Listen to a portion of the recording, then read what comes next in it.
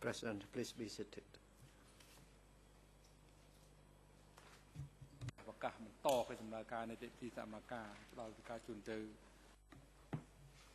The court is now in session and the floor is given to the co-prosecutor to resume the questioning. Saint Liang. Thank you, Mr. President. To start, I would like to show two photos, one of which was taken from E3 10/7/14, said the co-prosecutor, and another document is taken from E3/10/7/15. I would like to ask for clarification from the witness, and I would like to know if the witness knows the two individuals in those photos. These two individuals worked in the protection unit of South. I would like to seek the permission from Mr. President to show the photos to the witness.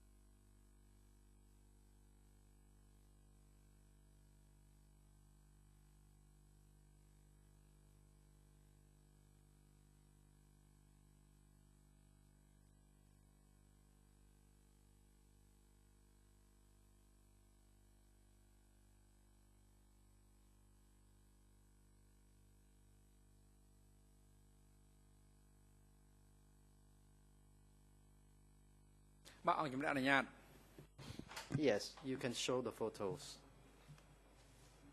Co-prosecutor, Mr. President, I would like to seek your permission to project the photos on the screen as well for parties' ease. The first photo is from E3/10715, EON in Khmer 013796 0138191. That is the English. 0013891.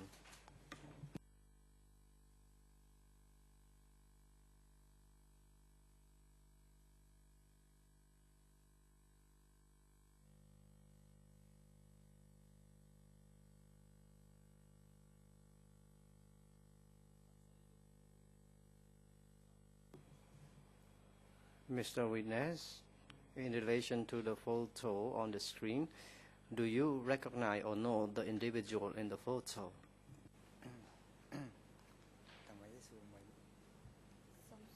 សូមអភ័យទោសសូមឡងទៀតអត់ឮ សូមឲ្យ Witness, I did not hear you, Mr. Co-prosecutor. Could you repeat it?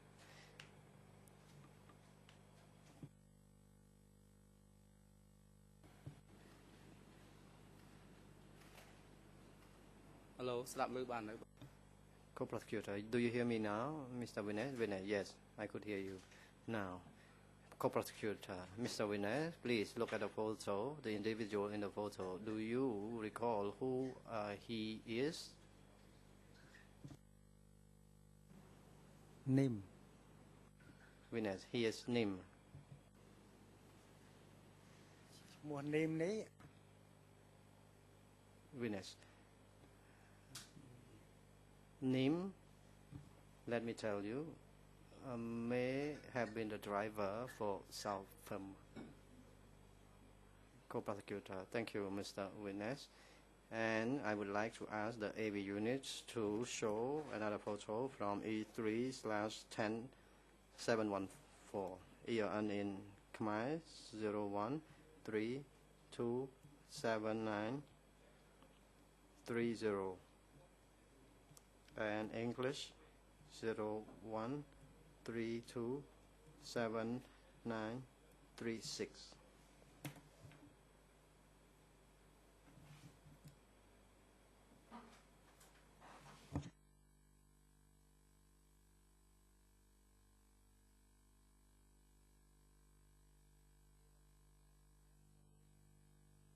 The Khmer EON is 01327930. And English 01327936.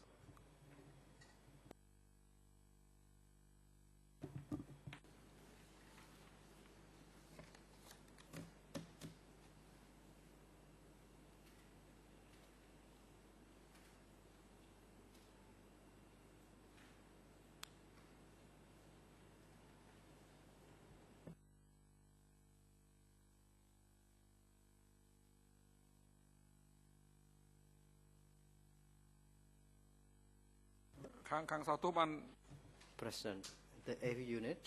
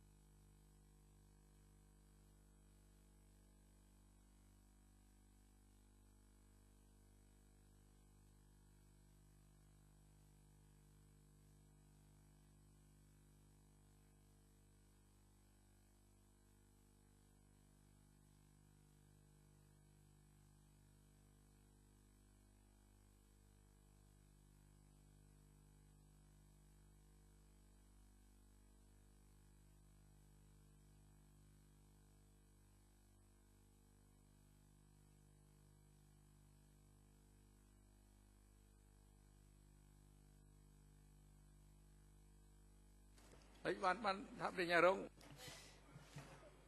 President, Mr. Deputy Co-Prosecutor, did you give the photo for the AV in order that they could project that for you? Now, could you please print the photo in hard copy and present it to the witness? Then you can only tell the parties about the reference number and EON numbers. Co-Prosecutor. Another photo is taken from E3/10714. EON in Khmer is 01327930 and English 01327936. Mr. Witness, could you have a look at that photo? Could you recognize who he is?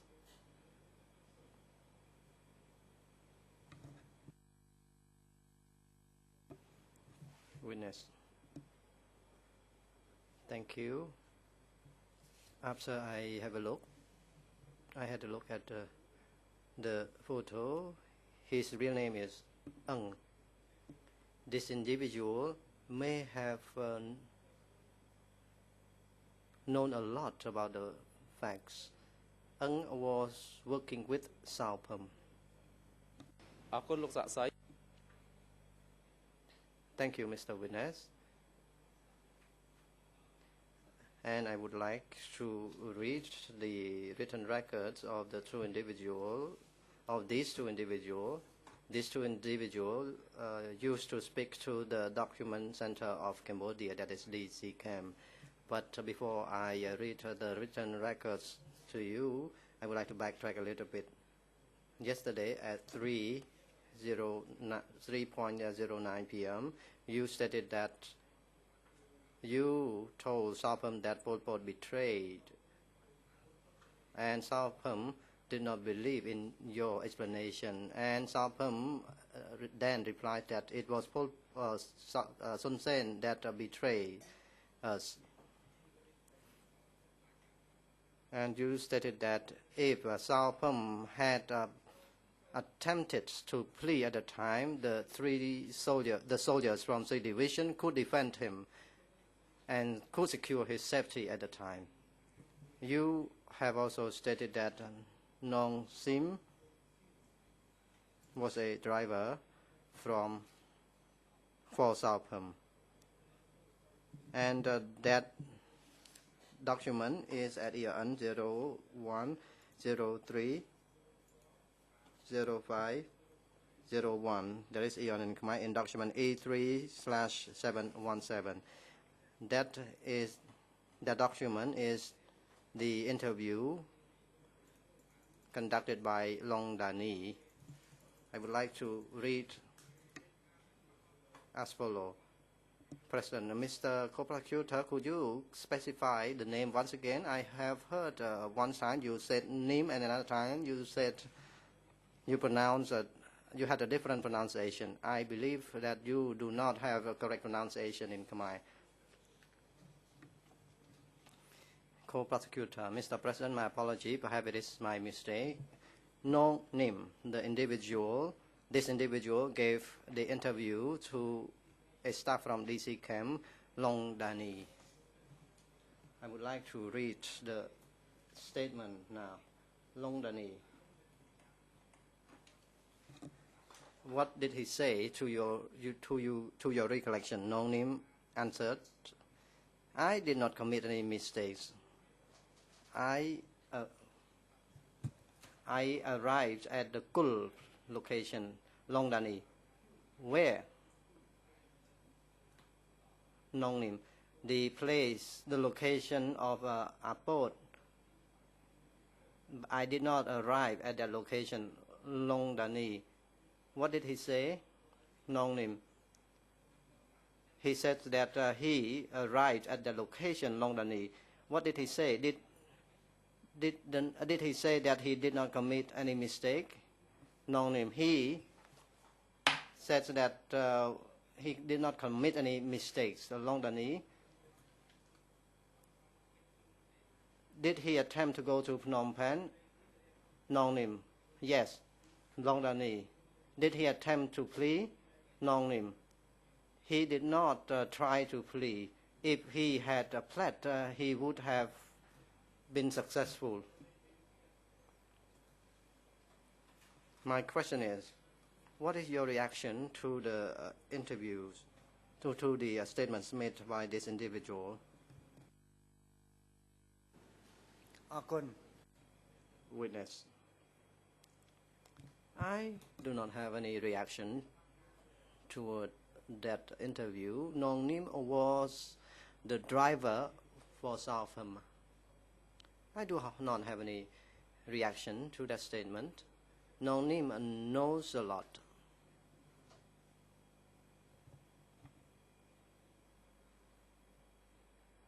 Mr. Co-Prosecutor, thank you. I still have another question for your clarification. Yesterday, you stated that Ng was an individual who was successful in pleading.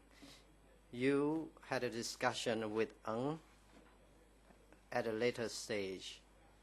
Could you tell the chamber the content of your discussion with Ng?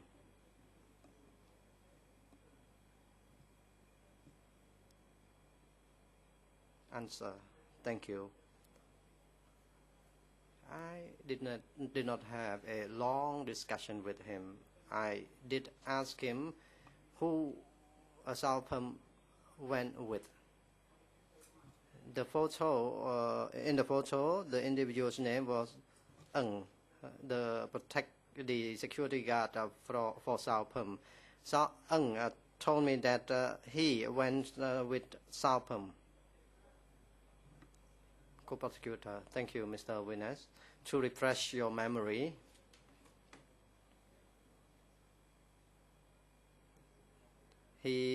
about the visit of Southam to Arexat, I would like to read to you a statement from a document. I would like your reaction on that document. The excerpt is taken from the statement of Sung Ng, who gave an interview to DC Camp E3/10716 ERN in Khmer 01/01/34/05/87 It's a bit long, however, it is necessary for the ascertainment of the truth. Dani asked Ng, you stayed at Arexat for one night? Ng answers, yes. When we arrived at Arexat, there was rain. When we arrived at Arexat, we did not have time to rest. We wanted to go directly to Phnom Penh. It was raining on that day, and we had to stay at Arexat. Those who were at Arexat had pled at that time, and that those people pledged to the plantation, and those people told him that please do not go. If he goes, he would be arrested. We stayed there, and at night they came to surround us and shoot at us. Long Dani, who came to surround you? I do not know. President, you may not proceed, Judge Laverne. Oui, je note que... Yes, I note that this document, first of all, only exists in Khmer. It is 70 pages long. Is it possible for us to have a page number, or at least the ERN number, because we do not have an idea from what is read of the provenance of the extract of this document? សម្រាប់នឹងខ្ញុំអាន Co-Prosecutor, ERN that is 01/34/05/88. Page number is 57. And 01/34/05/87, that is page 56, and 88, 57. 7. Answer, I do not know, but when he arrived there, he produced a letter in order that he could go to Phnom Penh. And he told the messenger to bring the letter to Pol Pot. The messenger was chased back. Then he produced another letter for the messenger. For another messenger, that messenger was then sent back. Danny, what is the name?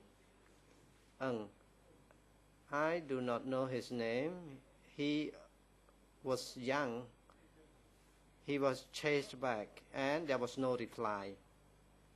There was no reply. At the time, we did not have any phone communication system. Then he realized that there was perhaps a plan.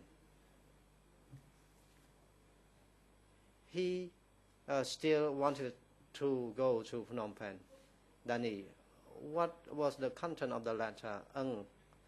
The content of the letter is that he arrived now at Araisat. Please, comrade, come to receive me. I have arrived at Araisat. I came through the shortcut road. I did not use the ferry. That was written in the letter, and the clerk took the letter to Phnom Penh. Then he arrived at Araisat and asked comrades to come and receive him. That is correct.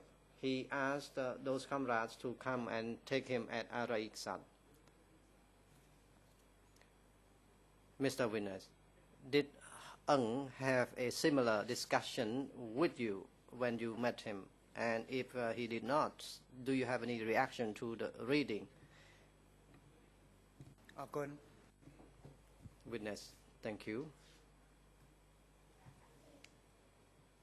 I do not have any reaction to that reading. I do not know about this issue. I am not informed of it. So how could I give a reaction to the statement he made? Was very well informed. Co-prosecutor, thank you, Mr. Witness, and thank you, Mr. President. I think I've said it before. From experience, it's not very conducive to read a lengthy part of whatever to witness and then generally ask for a reaction.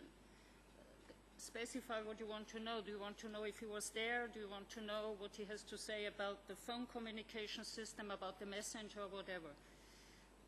I think it's not very conducive to getting valuable evidence to read long parts into the transcript and then generally ask for a reaction.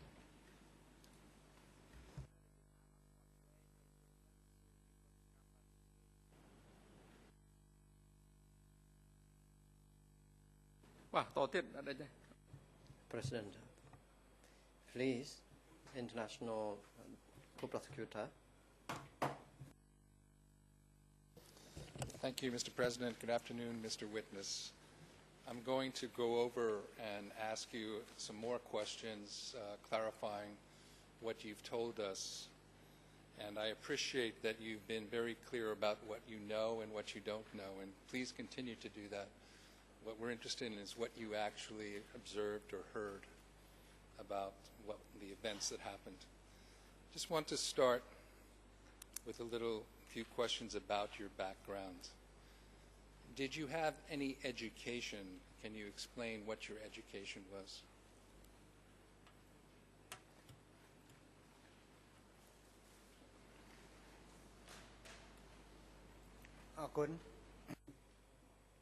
Witness, I received a limited education. I could simply read and write. Thank you. So you told us yesterday afternoon at about 13:43. You said you joined the revolution on 29 March 1970 in Spivang. The reason I joined is because of the late King Father appealing for children to go into the jungle Maki. First, before you joined the revolution, did you have any occupation? Were you farming, or what were you doing?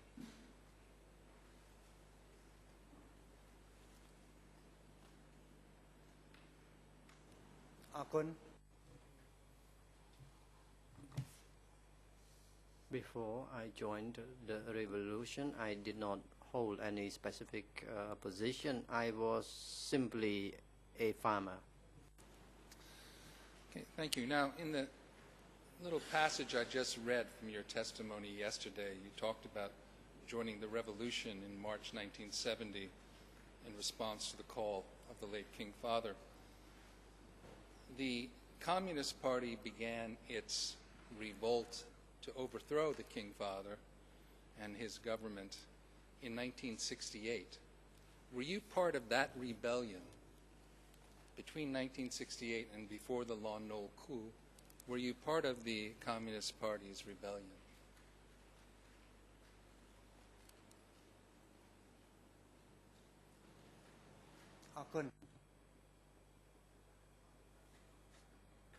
Between 1978 and 1978, I was not aware of that rebellion.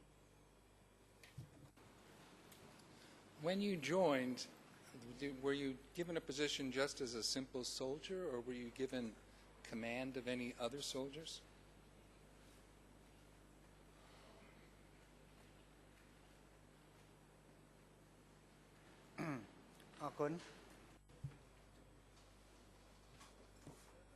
After I joined the revolution in 1970, I was within the regiment, rather a company.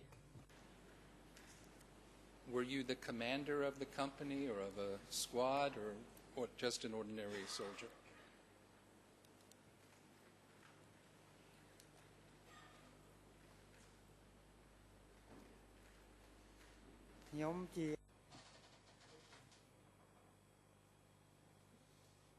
I was the head of a company. Okay, thank you. And I believe yesterday you said a company had about 120 troops. Is that correct?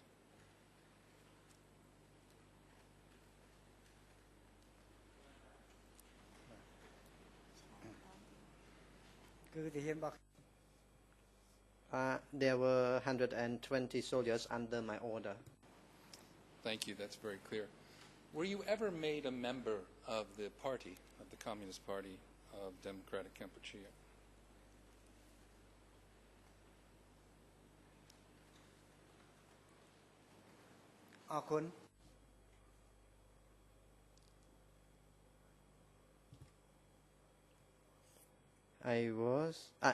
I became a soldier in the company, said the witness. I was never made a party member since I was trained in medicine. Was there anything on your biography that you think prevented you from being invited to be a party member? Anything about your family background?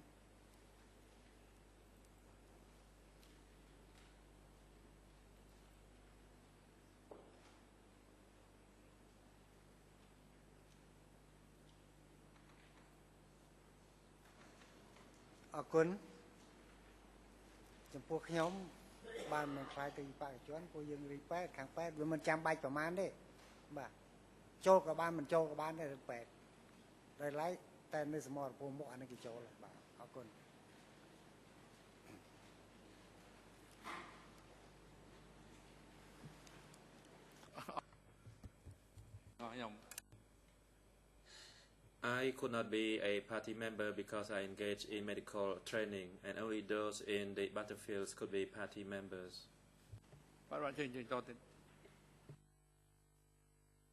Thank you. That's clear. During the DK regime, that is from April 75 until January 79, did you ever undergo any political training?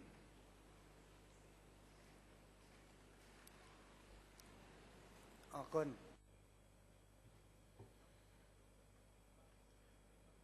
never attended any political training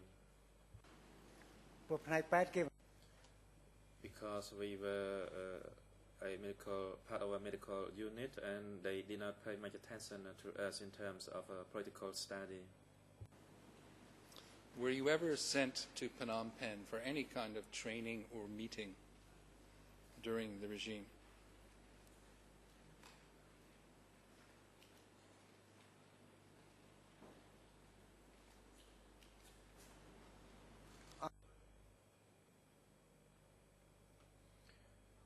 No, for me, I did not. I did not attend any political study session in Phnom Penh.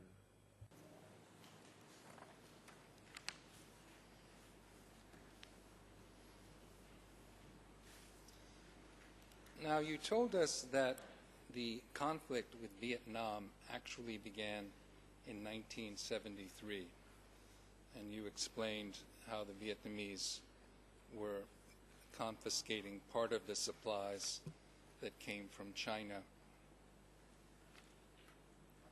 At that time, before 1975, before the DK, was there any kind of exchange of populations of Vietnamese from Cambodia and perhaps Khmer people from Vietnam crossing the border?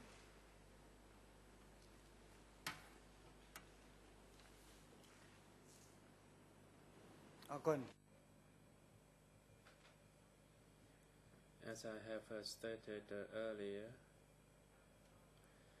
the exchanges took place at some border checkpoints according to those commanders on the ground, but as a medic, I am not aware of those affairs.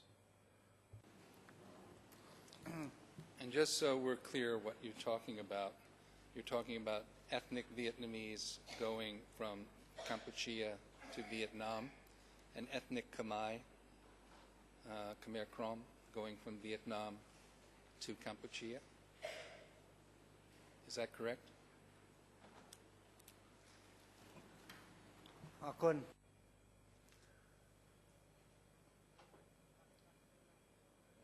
can only say what I saw, and if I did not see it, I cannot respond to your question.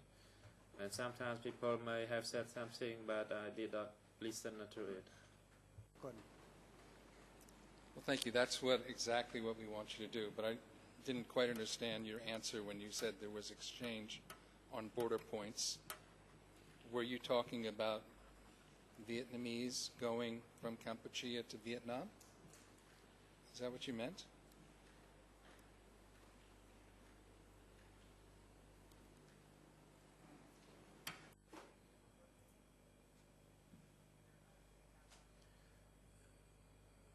When I refer to exchanges, I do not refer to any human exchanges. I speak about economic exchanges, that is bartering of goods and cattle. Okay, thank you. That's clear. Now, after the regime began, I want to ask you, first of all, so we understand what you could know, did you have a radio? Did your unit have a radio where you would listen to radio from Phnom Penh or from other places?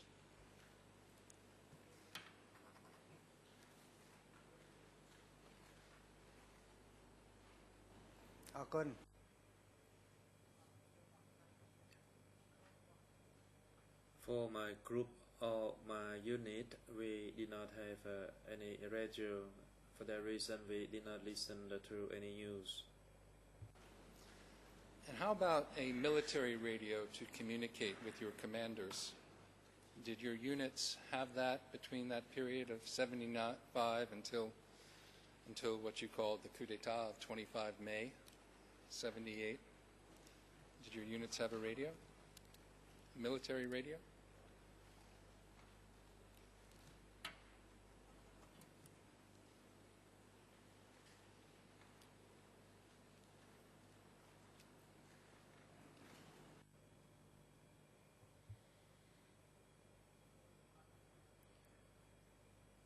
Before the coup d'etat in 1978, I was at the hospital, and where I was, there was no military radio.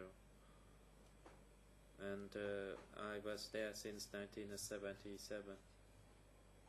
We did not have any communication radio. If I understood you correctly, your testimony, correct me if I'm wrong, in 77 you were sent to the front line as a medic. Is that correct?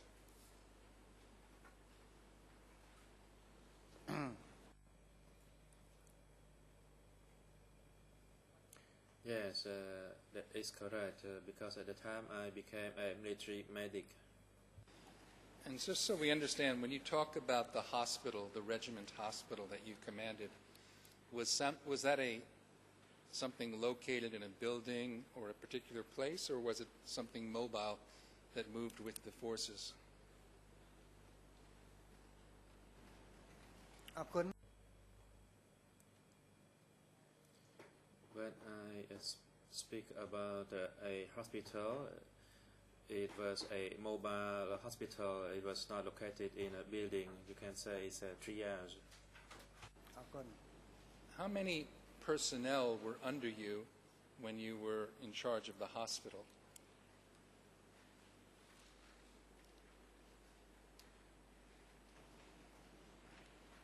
អរគុណ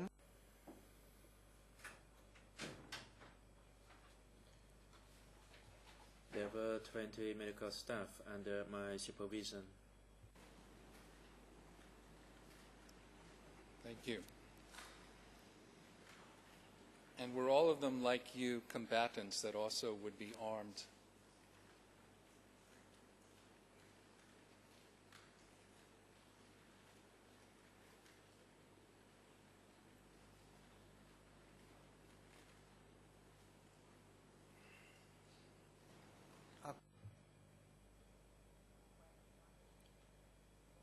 All medical staff were not armed. However, we were provided 4 to 5 weapons for the protection, and only when we went to the battlefront we were given the weapons.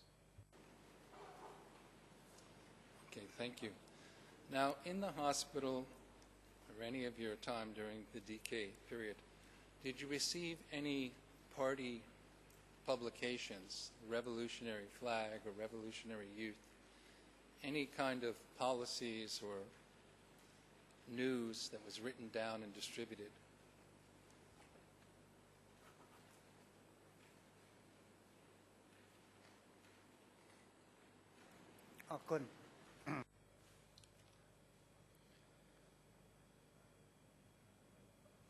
My unit was meant to save lives of people. For that reason, we were provided with limited information, and we never received any magazine.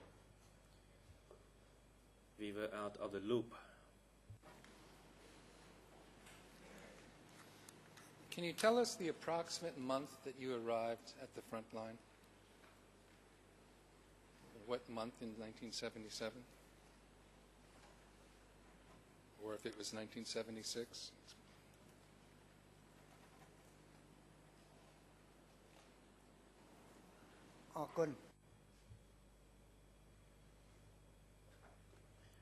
I went there in December 77, but I cannot recall the day. Okay, and so before December 77, you were still in Prevang but at the military hospital? Is that correct, or were you somewhere else before December 77?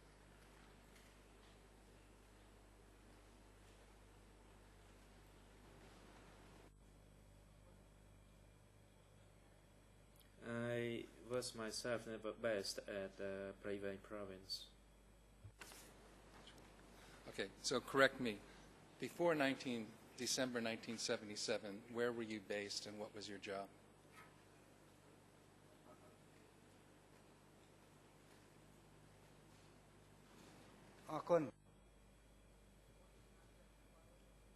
Before 77, I was stationed at Unit 156 under Division 4, and I was never stationed at the Prevang.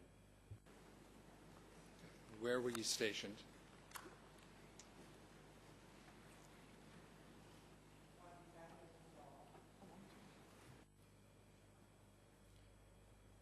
I was stationed at the village. And can you help me? Where is that? Can you tell us the province and where that is?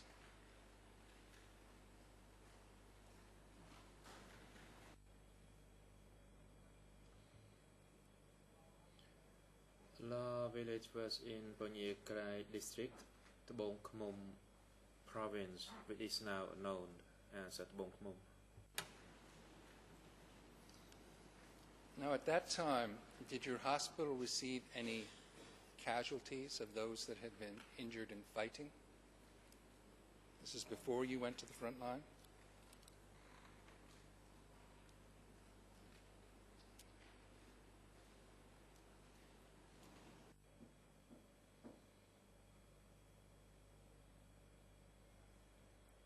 As for Hospital 156, we treated the wounded soldiers.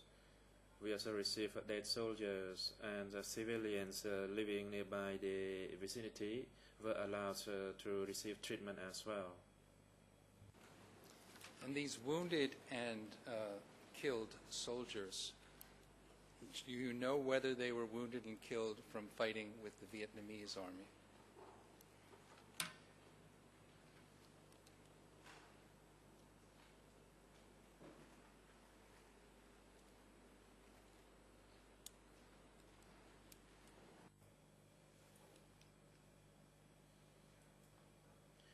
Regarding the wounded and the killed soldiers, in fact, the wounded soldiers were put into two categories. For the light wounded soldiers, we would treat them, and for those seriously wounded soldiers, they would be sent to the zone hospital, and they were wounded as a result of fighting with the Vietnamese troops.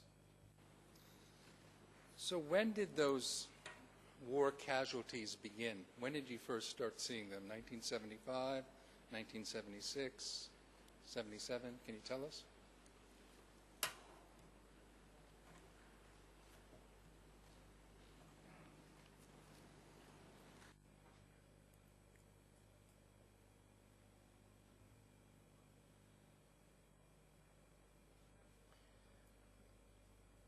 Let me talk about 1976.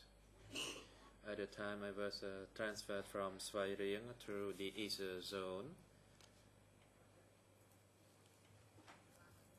and I refer to the period of these 76, and those war casualties were the result of the fighting against the Vietnamese troops. Thank you. Now, do you know, and tell us if you don't, where did that fighting take place that these soldiers had been wounded and killed?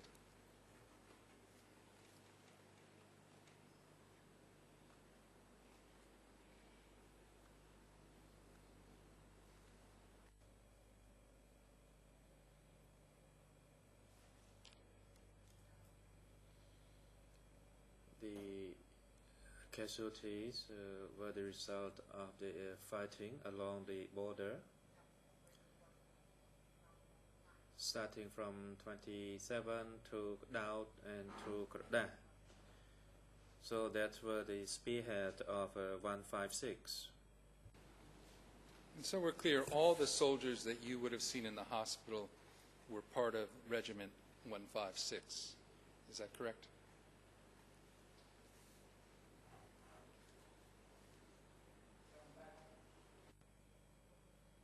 Yes, that is true. That is correct.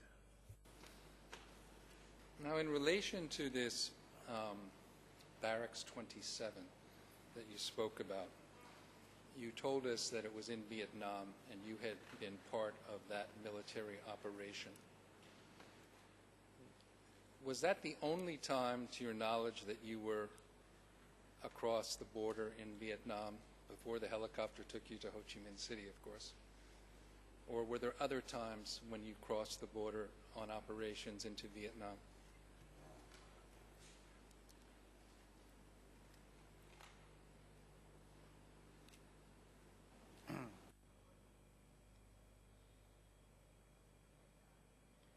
You stated that about Vietnamese 27. In fact, I refer to Barrack 27, where Vietnamese troops lived and stationed, and it was known as Barrack 27. That's one thing. And the second thing is that regarding the helicopter that came to take me, that happened in November 1978 in Mae Mut. That is after I started fighting the Khmer Rouge troops, and that's a separate event that took place later on. That's when I was taken to go there in order to form the front, and it's a separate matter from the events regarding the attack on the Barrack 27. Okay, I apologize. I thought I said Barracks 27, but let me repeat my question because you didn't answer my question. Yes, you went to Vietnam on these two occasions, Barracks 27 and when the helicopter took you to Ho Chi Minh. The question is, did you go to Vietnam on any other time? Were there any other operations that you went on to Vietnam before the helicopter took you there?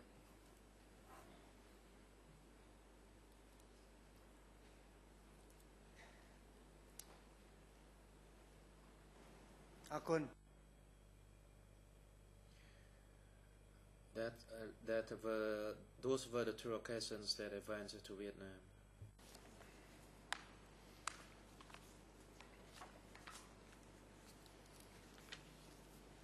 And in this Barracks 27, did the Vietnamese soldiers live with their families? Do you know?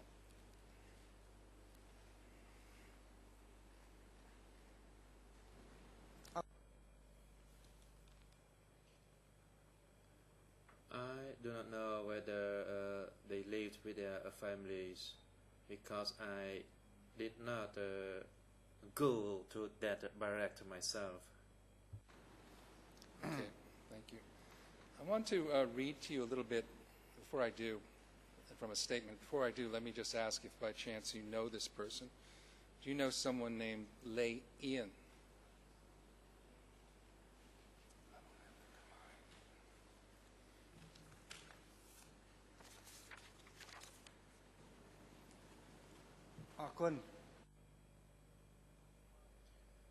No, the name Lai Ieng is not a familiar prosecutor. The name is Lai Ieng and not Lai Ieng.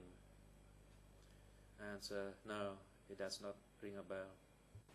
Okay, I'd like to read some passages from his statements and then ask you questions about it.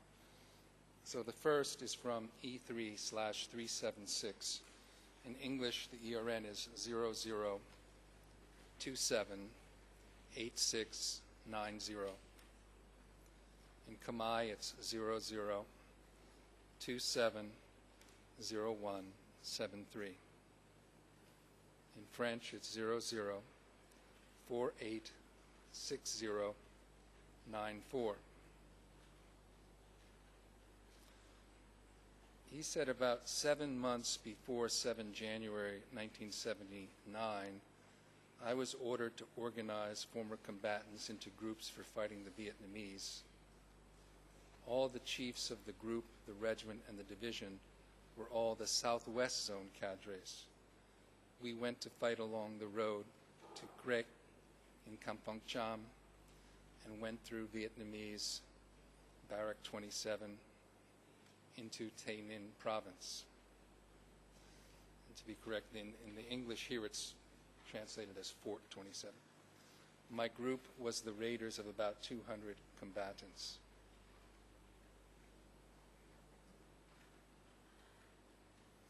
During our fighting in Vietnam, my group and I threw the grenades, burned the houses, military hospital, ammunition storages, and sawmills.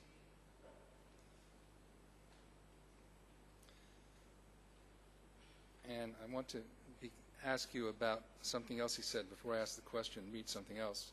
It's from E3/470. At Khmer, the ERN is 00170623. In French, 00205014. And in English, 00205009.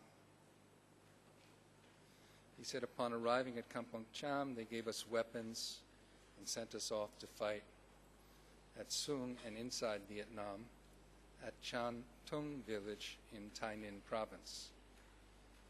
At the time, Ta Na, chairman of the 207th Division, and Ta Sari, the deputy, ordered us to attack and enter the village and burn the houses down. Many of the people died and other people were captured and made to help carry the wounded. So my question is, before the operation that you went on in Barracks 27, this appears to be a different operation because he's saying it's Southwest Zone troops. But he said they were ordered to attack and burn the houses down. A couple questions. First, was there a village there at Barracks 27? Was it, in addition to a barracks, a village?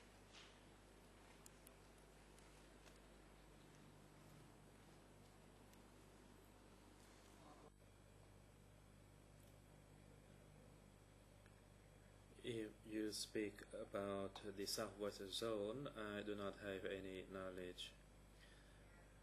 As for Barrack 27, it was located at a far distance from villages. And as I said, I do not have any knowledge about the Southwest Zone. I do not know whether the Southwest military troops attacked Vietnam in 77. I do not have that knowledge. Okay, thank you. Then let me move on to some more questions that I have for you. During the time that you were at the front line, were you exposed to fire? Were you in danger? Was this a dangerous time for you and your fellow members of Regiment 156?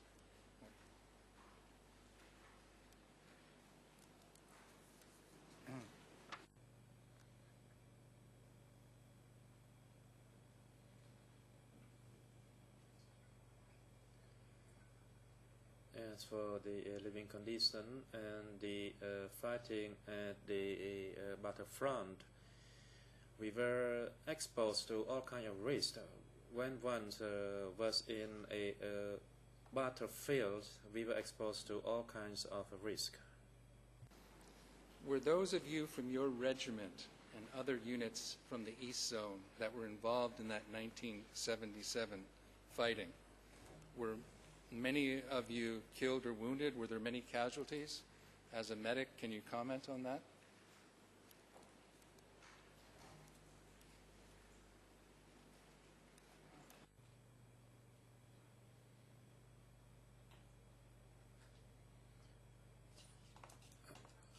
I was tasked as a medic at the front battlefield. There were not many killed soldiers. However, there were many wounded soldiers.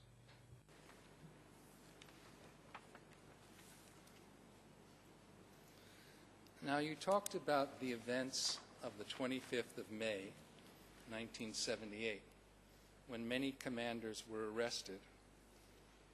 Were these commanders the same ones that had been fighting the Vietnamese in 1977 and earlier in 78?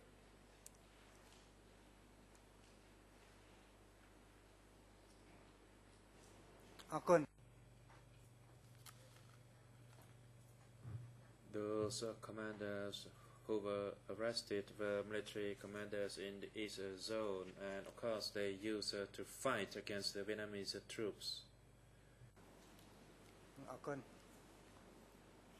What effect did this have on the ability of Cambodia to defend itself against Vietnam, the arrest of these commanders that had been fighting against the Vietnamese?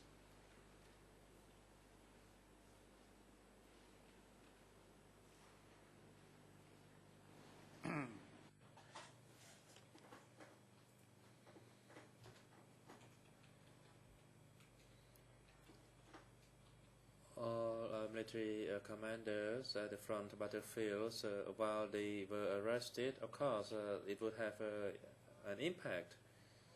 They were there to take charge and to lead soldiers to fight against the Vietnamese troops. And if they were arrested, then the forces would become weak. So you called this 25th of May, the words you used yesterday were a coup d'etat and that Pol Pot was a traitor. Can you explain what you meant by that?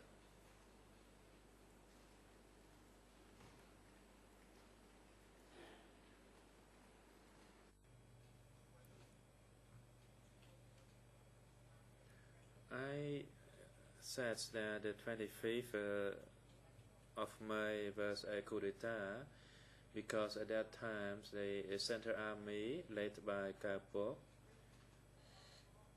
arrested people at various departments and ministries as well as military personnel, and they were arrested and killed. That's why I said that it was the day that Pol Pot conducted the coup d'etat. And the internal gunfight also erupted in the East Zone on that day. And why did you, or do you consider Pol Pot a traitor? What did he betray?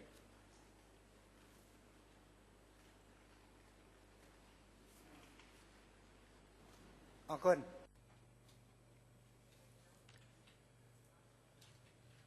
I used the word that Pol Pot was a traitor because everyone who was born wanted to live his or her life, but when he ordered the soldiers to kill people, to torture people, it means that that person betrays them, and there is no other reasons besides that.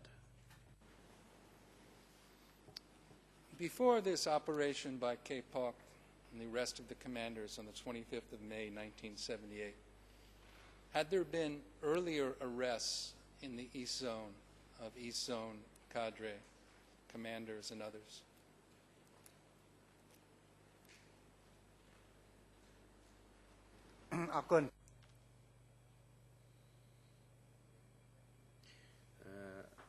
My response might be a bit long.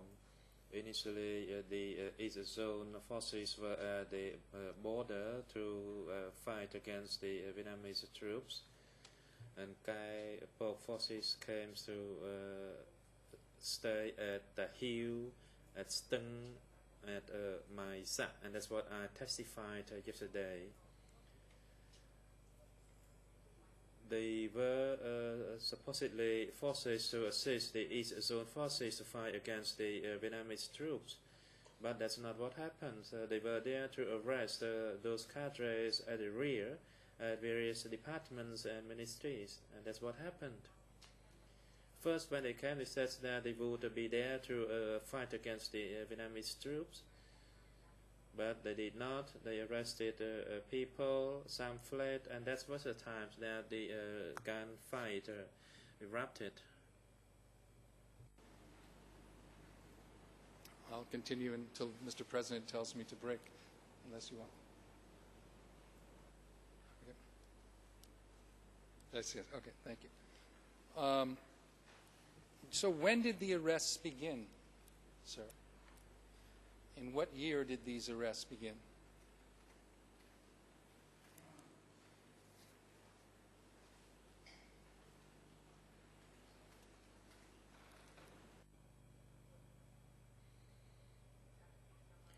The arrest of cadres happened in 1978. That is for these mass arrests.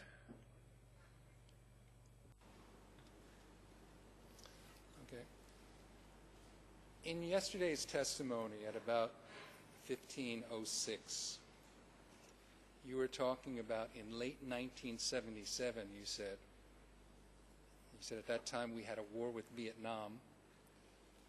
I was at the battlefront, but one evening about 5 o'clock, I came to my house and you said you met Sao Pim. And he asked you about the battlefront. You told him it was not good. Do you remember this conversation?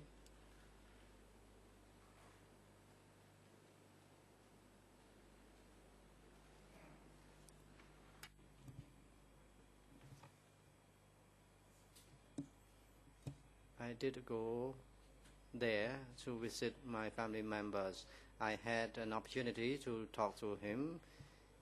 He asked me, and I told him about the situation at the front. The situation at the front was not good. That is the message that I conveyed to him at the time. And at that time, when you said the situation was not good, were you referring to how the battles were going with Vietnam? Were you referring to something else, to arrests or purges? What were you referring to?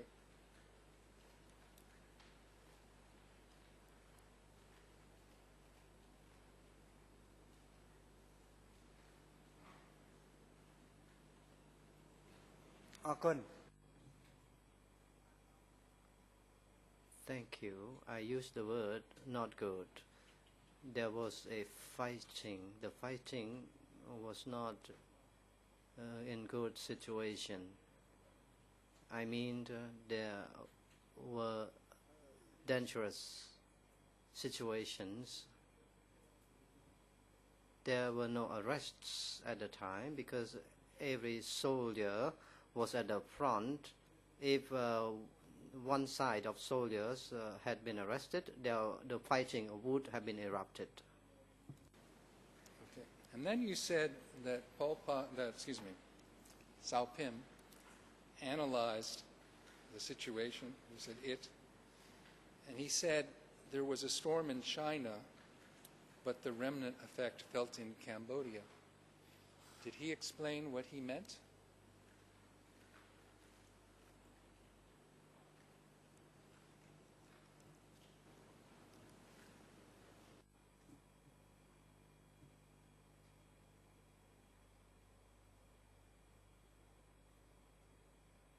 I was referring about the fighting. I was comparing I was talking about the trees, big trees, growing at the border. The wind was not so strong, but those big trees fell down. So I made a metaphor at the time that I tried to convince my soldiers that although the trees fell down, but that was because there was a storm in China.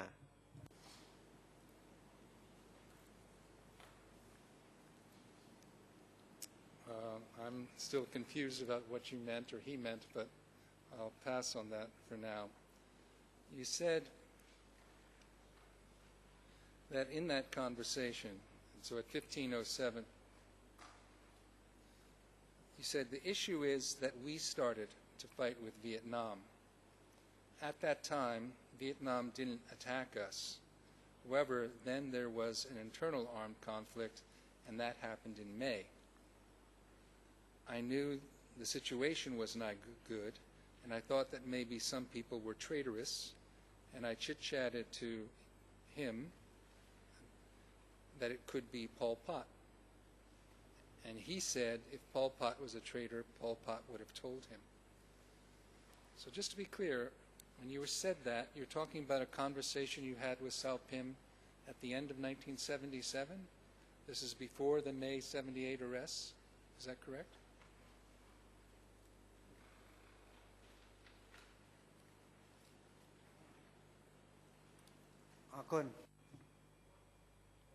The meeting happened before 1978. It was the time when I left my battlefield. It was the full moon.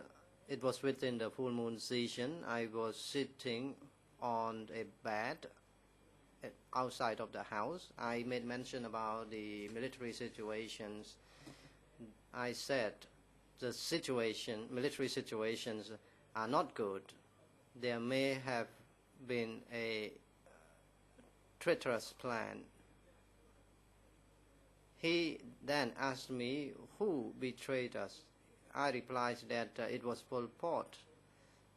He then continues to tell me that if Pol Pot had betrayed, if Pol Pot betrayed, he would tell him. And I tried to explain to him that the one who betrayed others never disclosed that information to them. In all of your conversations with Sao Pim, did he ever indicate that he had a hostility towards Pol Pot, or he had plans to overthrow or kill Pol Pot?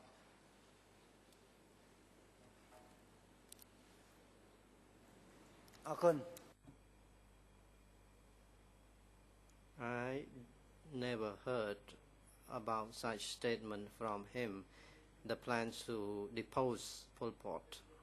I never heard of it. I am not aware of it. It was his own heart and his own thinking. I could not read his mind unless he told me. But correct me if I'm wrong, you were a relative of his and someone that he talked to. Do you believe that Sao Pim was honest with you and confided in you what he was thinking?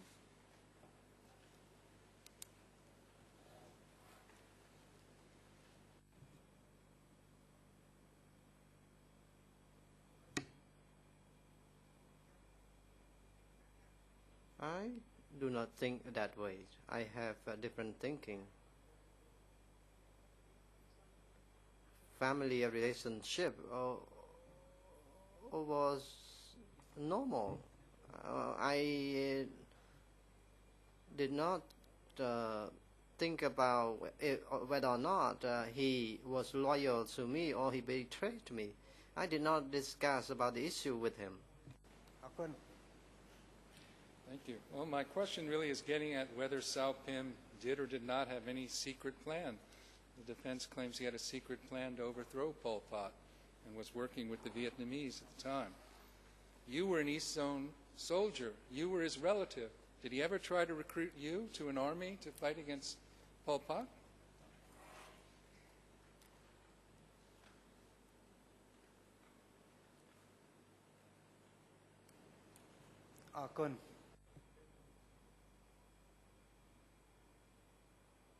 A while ago, you stated that Sao Pim had a secret plan with Vietnam regarding the public open plan or secret plan. I am not aware of it. He did not tell me, so how could I know about that? It is normal that accusations were made against one another. Just to be clear, Mr. Witness, I didn't say that he had a secret plan. Maybe I told you that that was the defense theory. That's not I did not tell you that Sao Pim had a secret plan. So, just so we're clear. Thank you.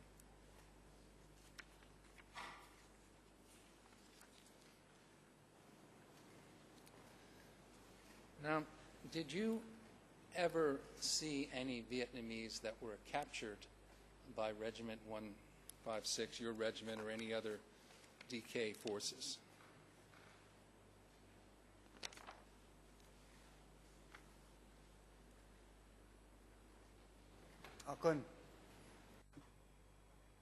I never saw it. I never witnessed the arrests. I myself did not witness the arrests. How about, did you ever see any people fleeing Vietnam, civilians or maybe former Chu Key soldiers, South Vietnamese anti-communist soldiers? Did they ever come across your area seeking refuge in Cambodia?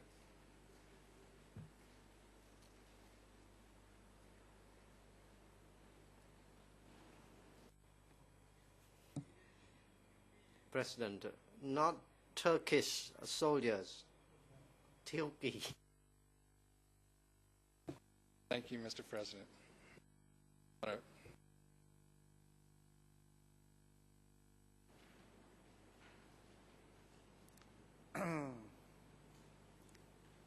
គុណរឿងមិនខ្ញុំក៏មិនច្បាស់ដែរបាទ Thank you. I do not know. I do not know how to explain. You asked me perhaps about the period of 1970. បើឆ្នាំ70ហ្នឹងវាមាន Yes, there were two soldiers entering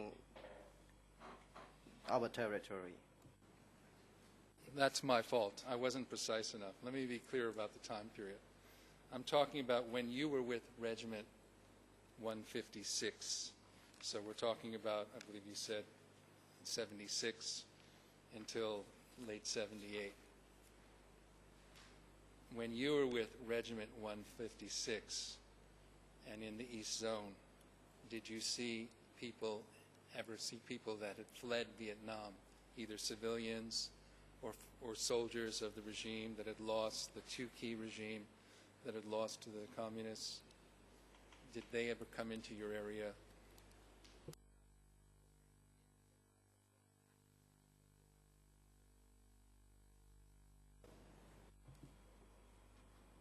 No. They did not flee to that location. I did not know if they fled to other locations. Okay, let's go to the 25th of May, 1978, that day.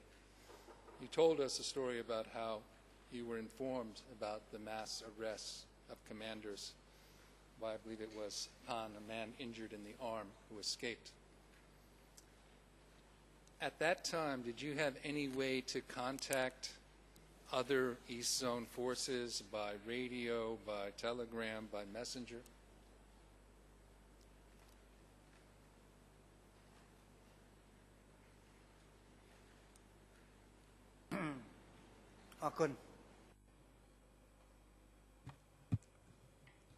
Allow me to briefly explain you. We were engaged in the fighting against Vietnamese troops, I mean the East Zone forces. And forces from the Central Zone, from battalions up to divisions, were invited to a meeting at Kraing. All of them came to a meeting, I mean the commanding officers, and only I did not go to attend the meeting since I was to stay at the battlefront. In fact, the invitation to the meeting was not real. They were all arrested. There was a man from the platoon named Som was asked to kneel down in front of the well, and Som at the time saw the well and jumped across the well and ran away. Fire was shot at him and he got injured in his hand.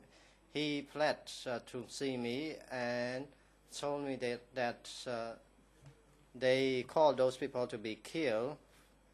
Realizing that, I invited all my soldiers to come to a meeting. All of them had been arrested and killed. And at the time, some of the platoons did not agree with me to engage in the attacks. The treacherous plan occurred at the time. I convinced them to engage in the fighting against the soldiers, against the forces from the Central Zone.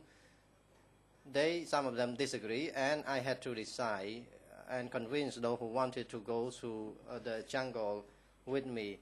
I told the other soldiers, 300 soldiers, to come with me and ran into the jungle in order to prepare forces to attack back Pol Pot's forces. President, thank you. It is now time for a break. The chamber will take a short break from now until 3 p.m.